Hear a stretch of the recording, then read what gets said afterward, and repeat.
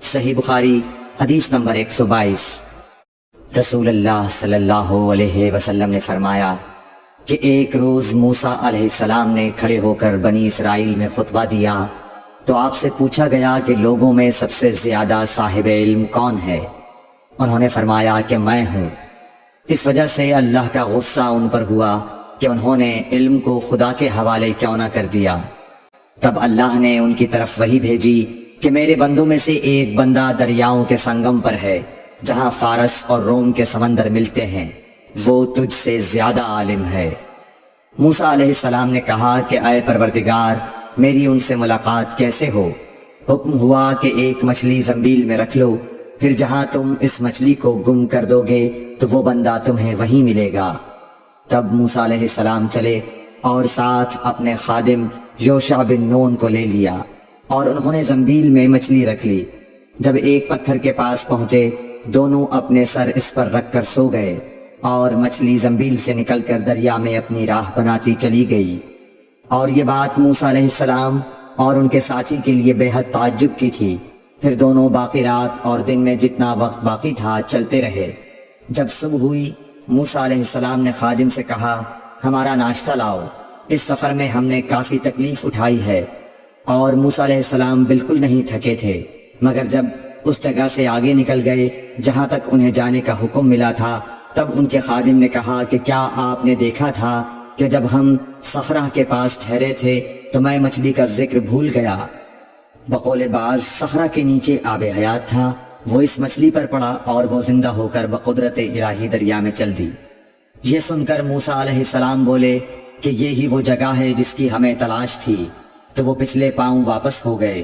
جب پتھر تک پہنچے تو دیکھا کہ ایک شخص کپڑا اوڑھے ہوئے موجود ہے۔ موسیٰ علیہ السلام نے انہیں سلام کیا۔ خضر نے کہا کہ تمہاری سرزمین میں سلام کہاں؟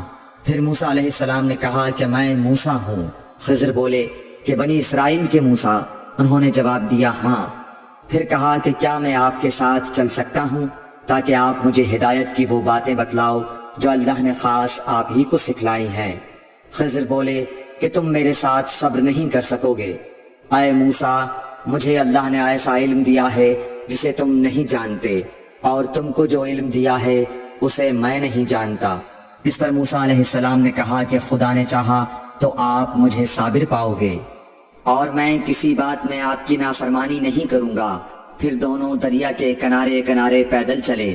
ان کے پاس کوئی کشتی نہ تھی کہ ایک کشتی ان کے سامنے سے گزری تو کشتی والوں سے انہوں نے کہا کہ ہمیں بٹھا لو۔ خضر کو انہوں نے پہچان لیا اور بغیر کرائے کے سوار کر لیا۔ اتنے میں ایک چڑیا آئی اور کشتی کے کنارے پر بیٹھ گئی۔ پھر سمندر میں اس نے ایک یا دو چونچیں ماری۔ اسے دیکھ کر خضر بولے کہ اے موسیٰ، میرے اور تمہارے علم نے اللہ کے علم میں سے اتنا ہی کم کیا ہوگا جتنا اس چڑیا نے سمندر کے پانی سے۔ پھر خضر نے کشتی کے تختوں میں سے ایک تختہ نکال ڈالا۔ موسیٰ علیہ السلام نے کہا کہ ان لوگوں نے تو ہمیں کرایہ لیے بغیر مفت میں سوار کیا، اور آپ نے ان کی کشتی کی لکڑی اکھاڑ ڈالی تاکہ یہ ڈوب جائیں۔ خضر بولے کہ کیا میں نے نہیں کہا تھا کہ تم میرے ساتھ صبر نہیں کر سکو گے؟ اس پر موسیٰ علیہ السلام نے جواب دیا کہ بھول پر میری گرفت نہ کرو۔ موسیٰ علیہ السلام نے بھول کر یہ پہلا اعتراض کیا تھا۔ پھر دونوں چلے۔ کشتی سے اتر کر ایک لڑکا بچوں کے ساتھ کھیل رہا تھا۔ خضر نے اوپر سے اس کا سر پکڑ کر ہاتھ سے اسے الگ کر دیا۔ موسیٰ علیہ السلام بول پڑے، کیا آپ نے ایک بے گناہ بچے کو بغیر کسی جانی حق کے مار ڈالا؟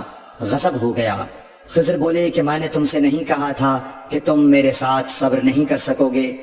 ابن عیینہ کہتے ہیں کہ اس کلام میں پہلے سے زیادہ تاکید ہے، کیونکہ پہلے کلام میں لفظ لکا نہیں کہا تھا، اس میں لکا زائد کیا، جس سے تاکید ظاہر ہے۔ پھر دونوں چلتے رہے حتیٰ کہ ایک گاؤں والوں کے پاس آئے۔ ان سے کھانا لینا چاہا، انہوں نے کھانا کھلانے سے انکار کر دیا۔ انہوں نے وہیں دیکھا کہ ایک دیوار اسی گاؤں میں گرنے کے قریب تھی۔ خضر نے اپنے ہاتھ کے اشارے سے اسے سیدھا کر دیا۔ موسیٰ علیہ السلام بول اٹھے کہ اگر آپ چاہتے تو گاؤں والوں سے اس کام کی مزدوری لے سکتے تھے۔ خضر نے کہا کہ بس اب ہم اور تم میں جدائی کا وقت آ گیا ہے۔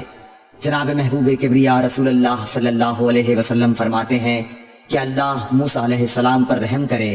ہماری تمنا تھی کہ موسیٰ علیہ السلام کچھ دیر اور صبر کرتے تو مزید واقعات ان دونوں کے بیان کیے جاتے اور ہمارے سامنے روشنی میں آتے، مگر حضرت موسیٰ علیہ السلام کی عجلت نے اس علم لدنی کے سلسلے کو جلد ہی منقطع کرا دیا۔